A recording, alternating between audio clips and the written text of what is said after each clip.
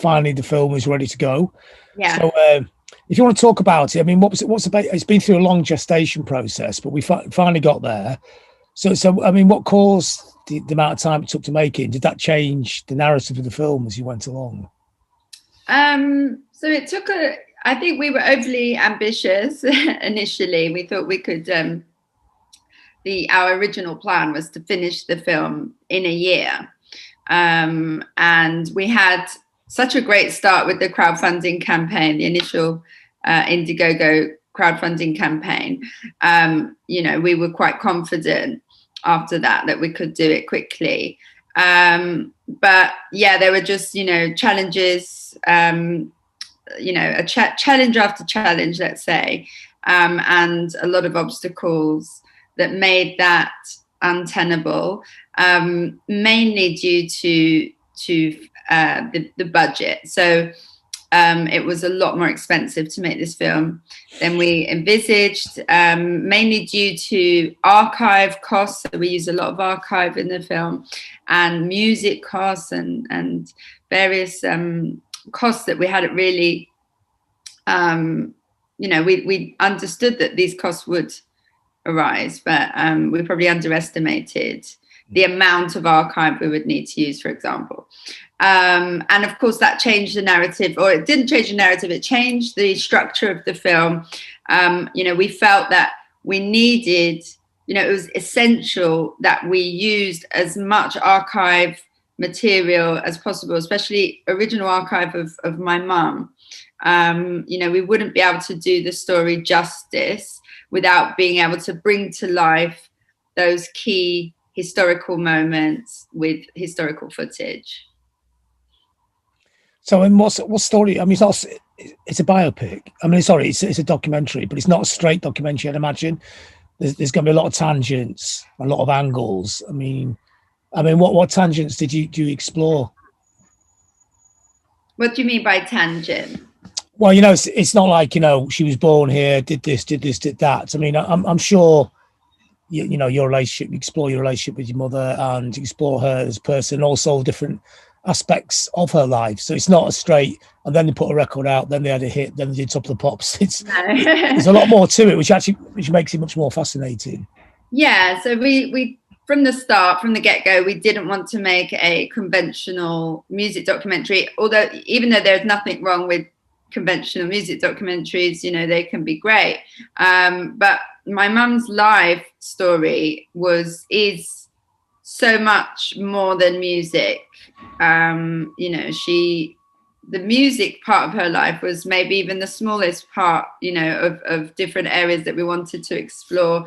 Of course, there was the relationship between myself and my mother. That is a key element of the story. You could say it's one of the main elements of the film. So again, that is something quite different than your typical music documentary. So it's many things in one, this film, so it is, on one hand it is a music documentary. It is, charting the rise of a pop star punk icon. On the other hand, it's a personal reflection on a relationship between mother and daughter, and it's a biography as well. So it's all of those things in one. I mean, so when you explore the relationship you had with your mother, I mean, did you find anything out? Did it change the relationship you had with her, in this period of time? Did you sort of appreciate things and understand other things from doing the film? Definitely. I think one of the things that I really love about the film now it's finished is that as we've progressed, as we've gone along making the film, I feel like the film has become more and more the type of film my mum would have wanted me to make. And that has involved me having a lot more empathy for my mother's particular or peculiar take on life, and also having a deeper understanding of what was important to her, especially when it came to her spirituality. And I definitely accommodate. I've made a lot of, how can I say, I've reconciled myself to that part of her life and that part of my life. And so I think that's been one of the most rewarding aspects of doing this. And what parts were difficult to understand before? Was it the spirituality? Was that the way it's very all consuming? Was that difficult to understand as a younger person?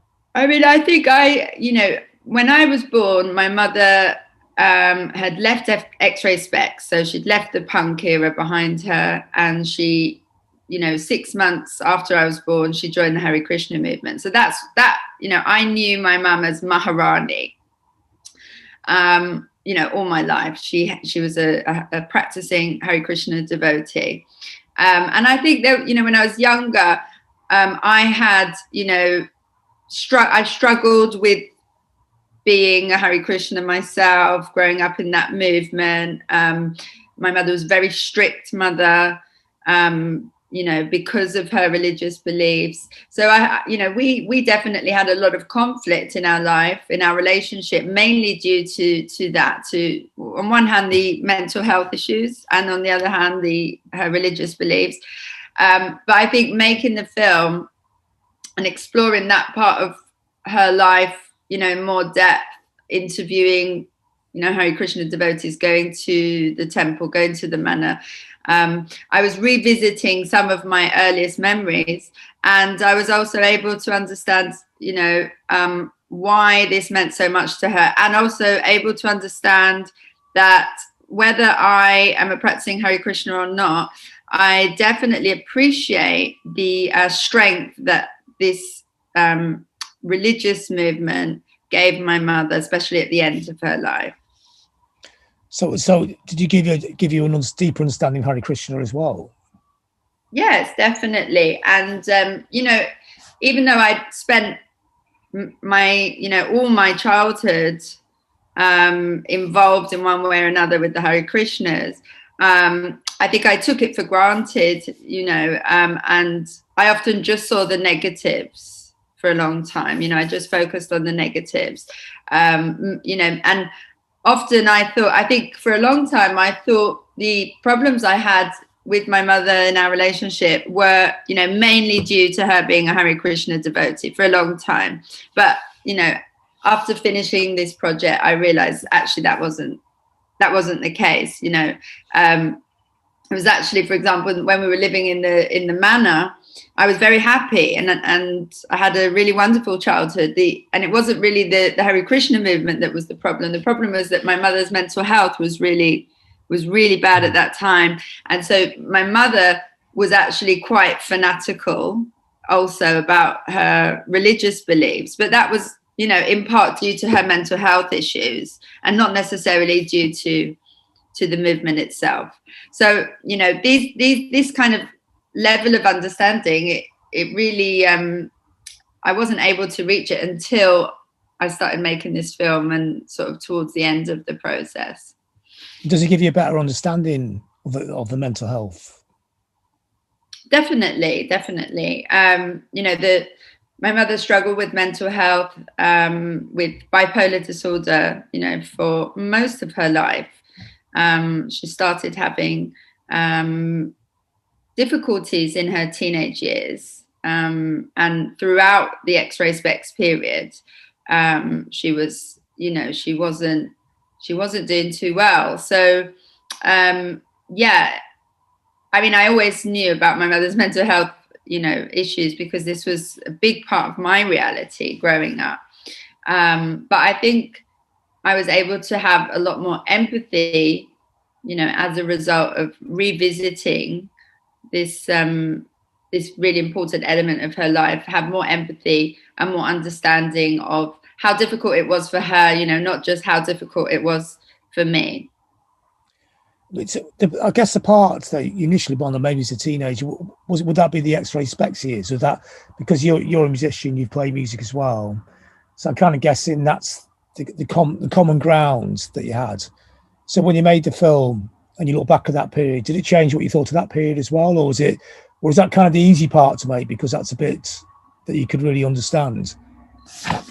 Yes and no. I think I knew quite a lot about that period, but there was a lot I didn't know, because I think there was a lot my mum didn't really want to go into, or she really wasn't in any way sentimental about that period of her life. So, for example, she didn't really have any music at home, I never heard her playing her own music ever. And she didn't really listen to other punk bands either. She was listening to classical music and Indian classical music, and then some music from her sort of teen years that she liked, but she never really listened to anything else. And she would speak about the X-Ray Spex period, but yeah, she never went into great detail. It was something she was keen to kind of move on from. So I think I definitely learned a lot about that period of her life through interviewing people was really key. Band members, friends, and people who knew her.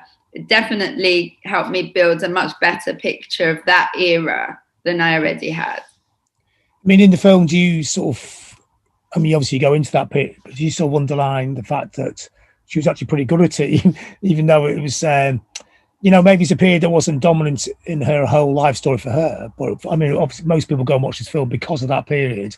But they were more than just a run-of-the-mill band. Lyrically amazing. The songs are quite out there.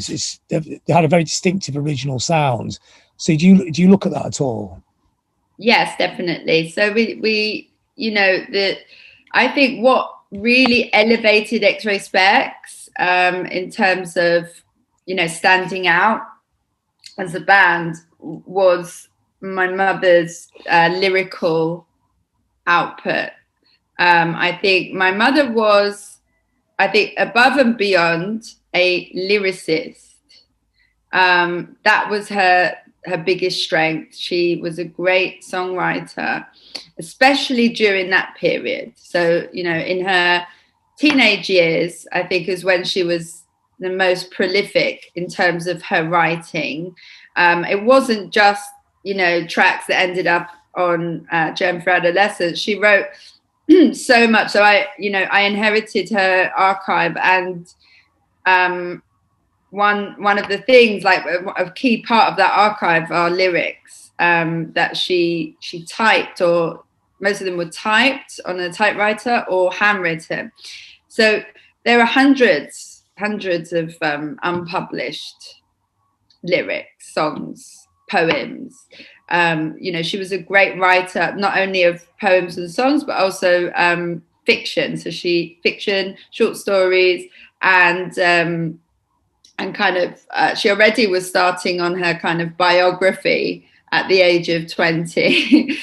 So she was a great writer, and I think that's what really kind of elevates X-Ray Spex, because it's those songs, as you said, the songs are really unlike any, I think, songs that you can listen to from that era, because what the genius, let's say, of my mum's writing was that she was able to be topical and, let's say, political, but not overly earnest or preachy, or and maintain like fun and irony and all of those things. It's really difficult to do as a writer, as a songwriter, and she managed that. So I think they really stand out for that reason, and it's definitely the lyrics, I think, that are the kind of strongest thing in X-Ray Spex.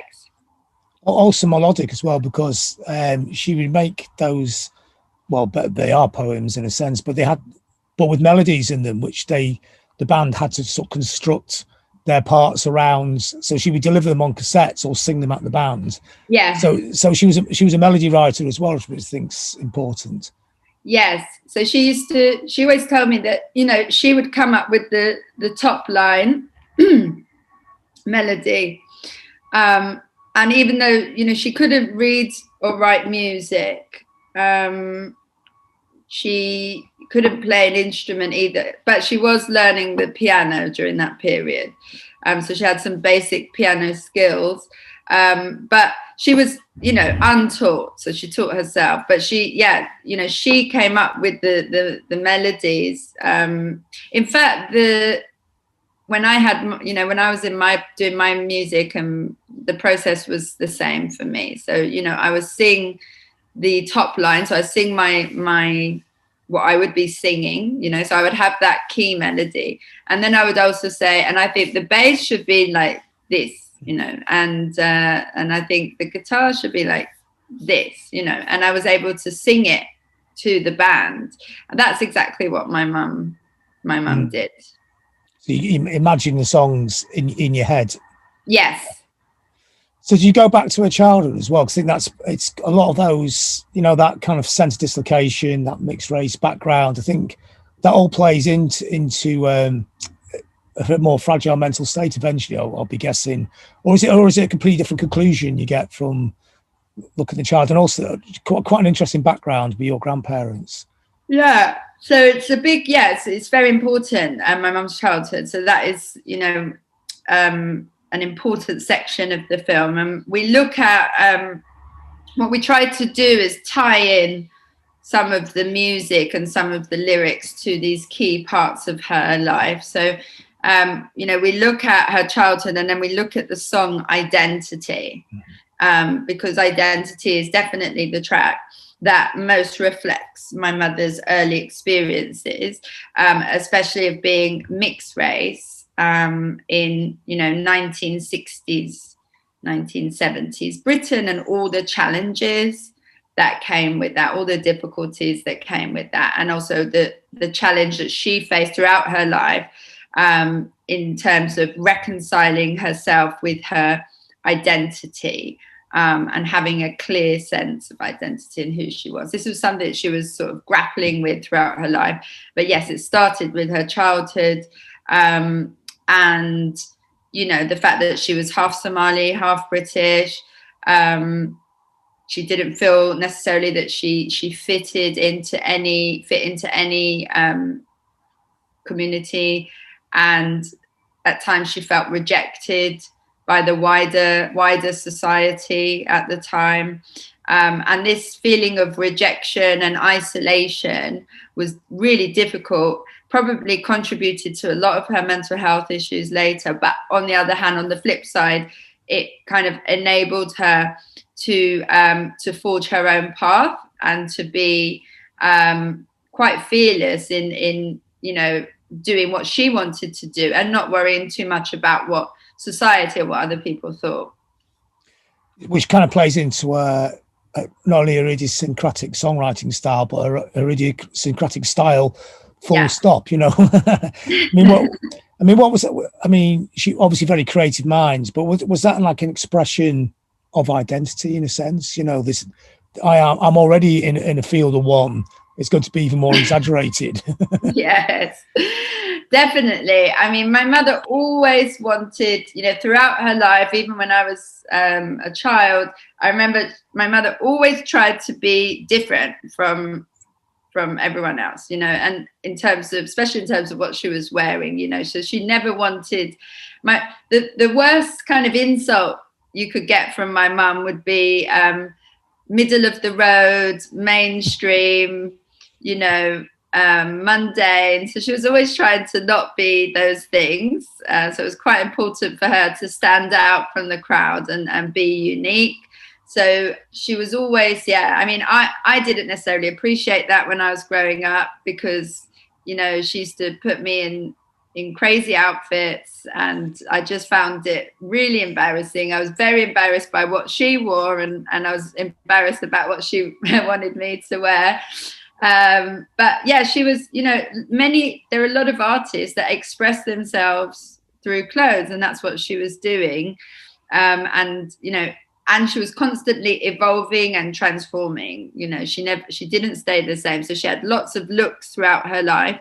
But I think the looks that are, most famous would be during the X-Ray Spex era, when she was really playful with fashion, and she was creating a character. Polystyrene was a character, and the clothes kind of helped that character to come to life. And I think what she did with Polystyrene was create this.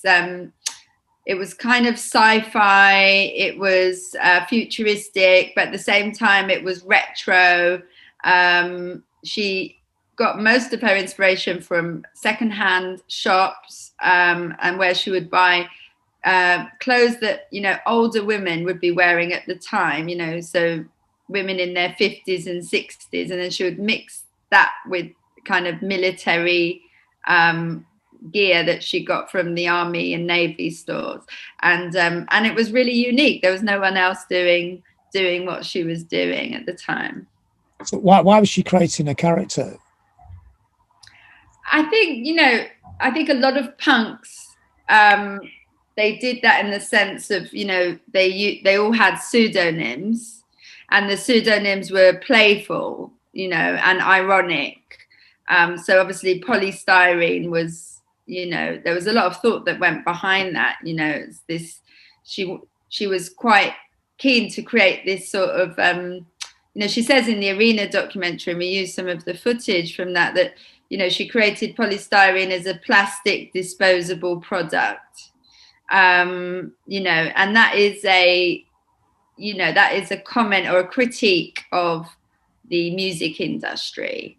And so, you know, there were all these things that went into coming up with the name of polystyrene. And I think she wanted an image or a look that matched that, and that was striking. And again, that was different, you know, and so the way she'd made her look stand out is by doing something that no one else was doing at the time. It's interesting that she's got that duality with the music and the pop culture world, because I imagine when she's 14 and 15 and she'd been drifting around as like a barefoot hippie in the West Country, and she found her identity in music, but also was rejecting it at the same time. Yeah. I think she was always, you know, my mother was always aware. She was very savvy and very astute. And, you know, my mother was always kind of very aware of the shadow side of everything, you know. So I think from a young age, she understood that being a pop star or being famous wasn't all it's cracked up to be. Even though it was something she really, in her very early years, you know, when she was a child, a young teenager, she was adamant, determined to become famous. That's all she wanted. She didn't care how she would become famous. So she wanted to become an actress originally, and she auditioned for RADA, and she didn't get in. So she didn't pass the audition. So she was quite devastated. But then she, you know, picked herself up and said, okay, I'll do something else. I'll become a singer. And that's what she did. And so she wanted to become famous, but I think very quickly she understood that, you know, it wasn't going to be like, you know, there wasn't a happy ending there. You know, you don't suddenly become famous and then everything's all like... yeah, the baggage all goes away. I mean, there's also that fashion background as well, which I'd imagine, because it's such a fast-moving world, because you worked in fashion, didn't you? You'd understand, you know, the speed things move and how plastic things are in culture as well. Yeah, I mean, her first job was as a fashion buyer, junior fashion buyer for a high street store. I can't remember which one it was. It was something similar to Miss Selfridge.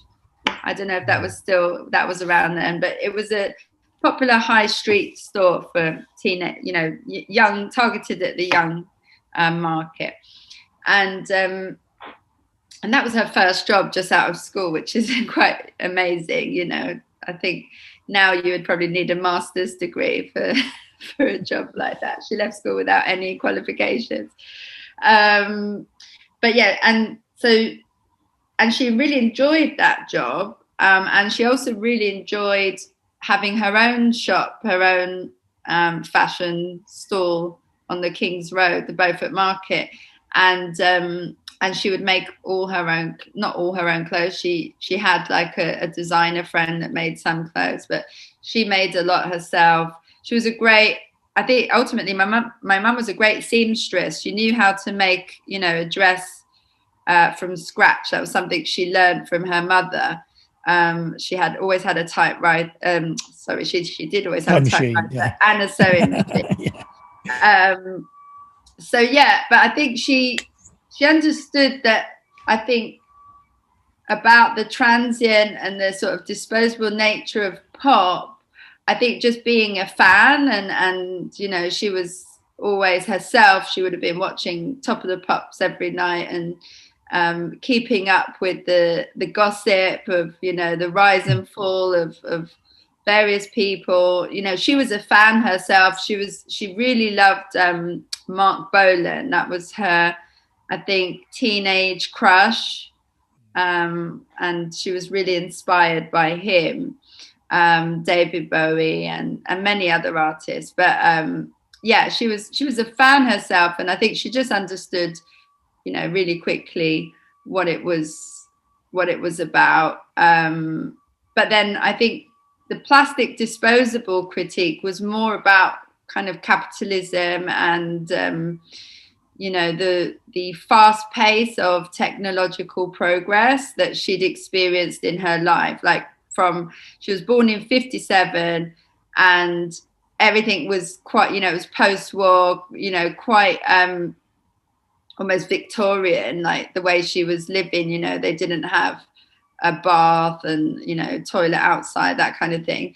And then went from that to very quickly, like moon landing and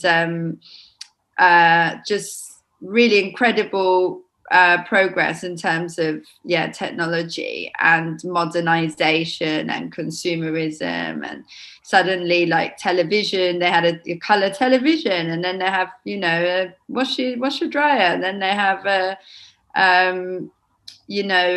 all these appliances, all these appliances that we take for granted. They were all becoming mainstream as my mum was growing up. So she was living that kind of hugely transformative era, and that, I think, inspired her a lot. Do you think she was always looking for spirituality, whether it was in fashion, pop culture, or the Hare Krishnas eventually, or was it the other way around, that she was always attracted to the color, the style, the sound of fashion, pop culture, and even Hare Krishnas in a sense was it initially another pop culture veneer that she got into deeper and deeper? Or was it both playing out at the same time? I think it was both. She told me that she had her first sort of spiritual experience as a young child, maybe 5 or 6 years old, when she was in Brixton, and she saw an old man dressed in white robes and long, sort of very long grey hair, walking down the street. I think she said that he was Indian. I think, definitely like completely out of place. And, she thought it was a vision, that he wasn't really there, but she was tapping into something. That was her first sort of spiritual experience, and I think she had many, throughout her childhood.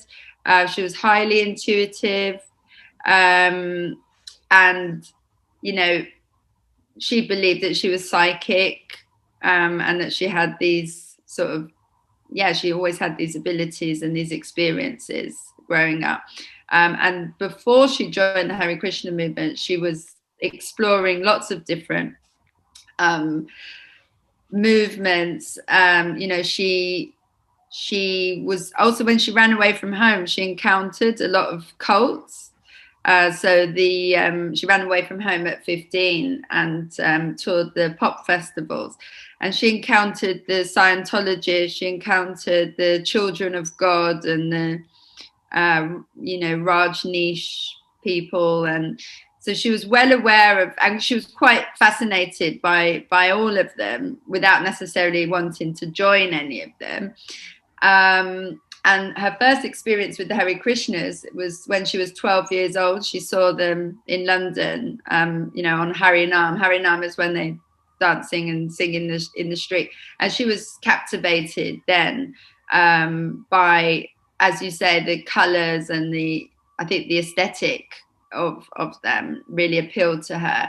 She was also a big fan of George Harrison, and My Sweet Lord was one of her favourite songs, and that was that had the Hare Krishna mantra in it. And she also became a vegetarian, not because she was not as a result of joining the Hare Krishna movement. She became a vegetarian at 12 years old when she decided she didn't want to eat meat anymore.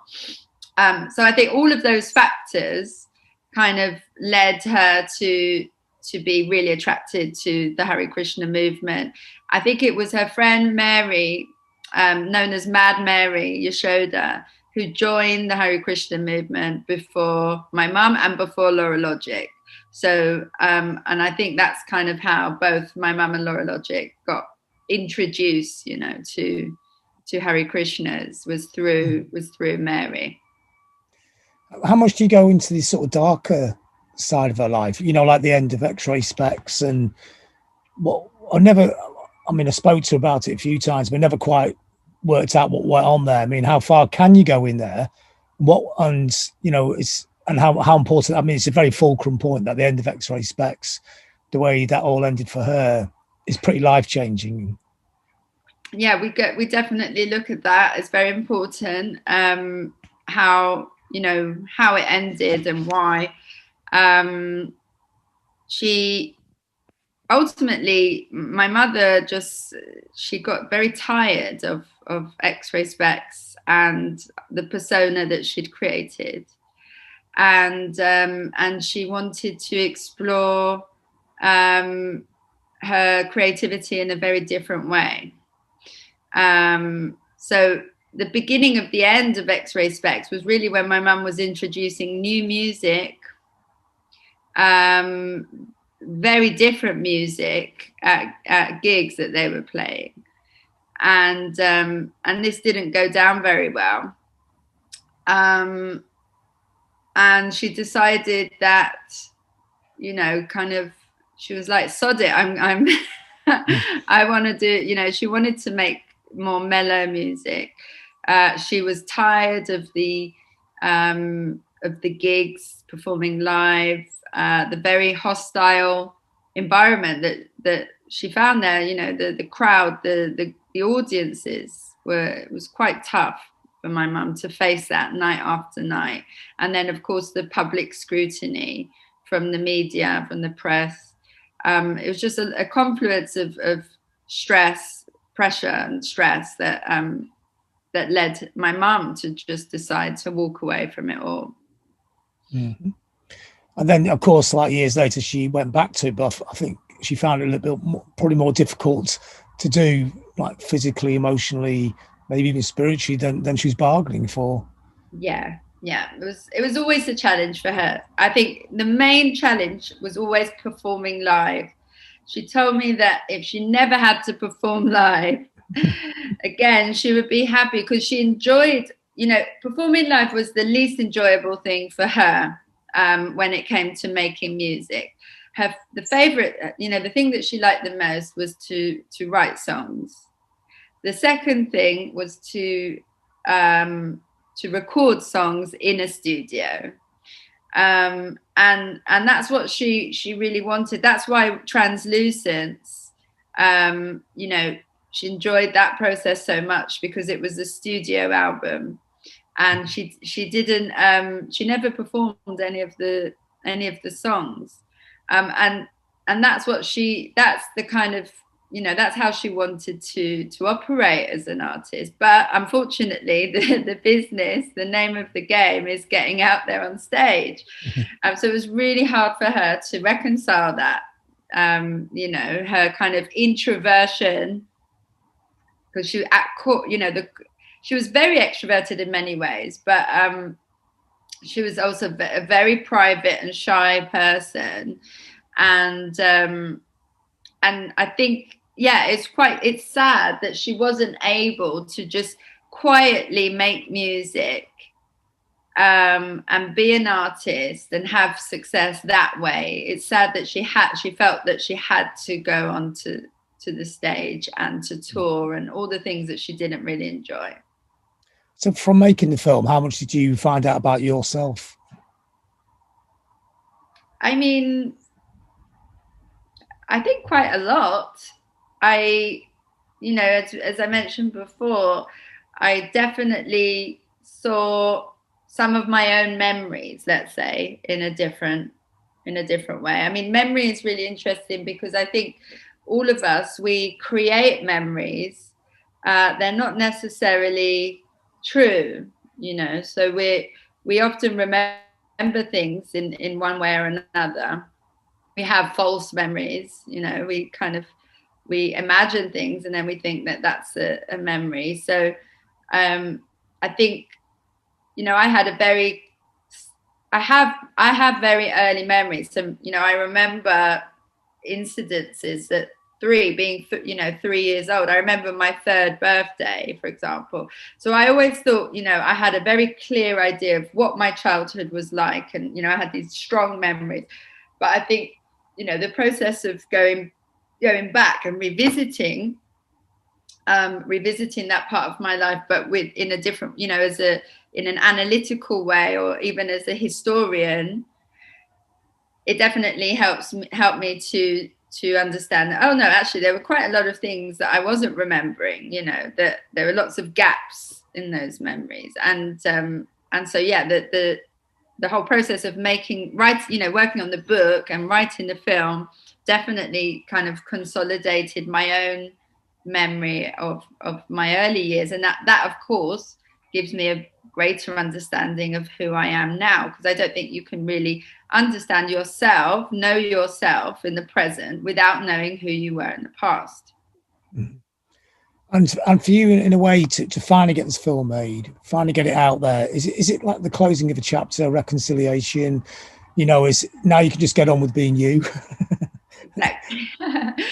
Yeah, I mean, I think I would never be able to just get on with being me, because I'm an only child and I manage my mother's estate, and that's something I'm going to have to do, and I do with pleasure, for the rest of my life. And if I have children, that's something they will do. So it's, you know, when you're dealing with a legacy like my mother's, it's not something you can just kind of shut the door on and say that's done. So it will never be done. And as I say, it's a great pleasure. You know, there's nothing I enjoy more than working on these kinds of projects, sort of preserving my mum's memory.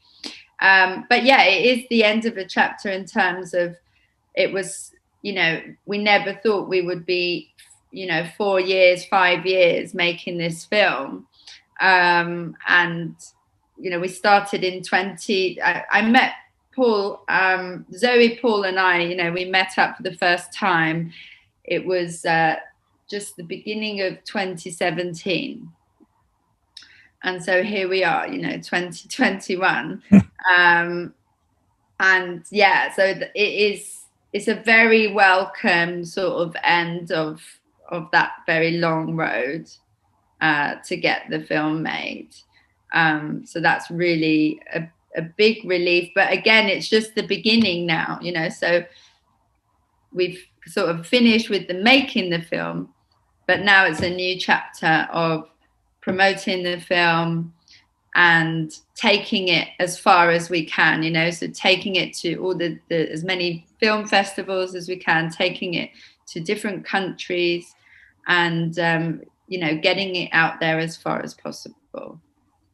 And you yourself, and you're obviously a great person, you've had your own band. Is this an opportunity? Not an opportunity, that sounds too cynical, but you were I remember, like, we did talk once, you were going to make other films. Are you going to explore that, or go back to your music, or any kind of writing or creativity? Yes. I mean, I'm writing at the moment. I'm working on a couple of projects. I'm keen to, use my own life as much as possible as inspiration. So there's an area that, obviously we do talk about in the film and the book, but I would like to explore in a lot more depth. And that's the Hare Krishna movement. And my experience growing up in the Hare Krishna movement, and also the experience. I'm quite interested in telling the story of the children who grew up in these kinds of movements, not only the Hare Krishna movement, but the new religious movements. And that for me is a fascinating story that I would like to explore more, as a book and potentially as a film. Brilliant. Well, thanks a lot then, Celeste. Thank you, John.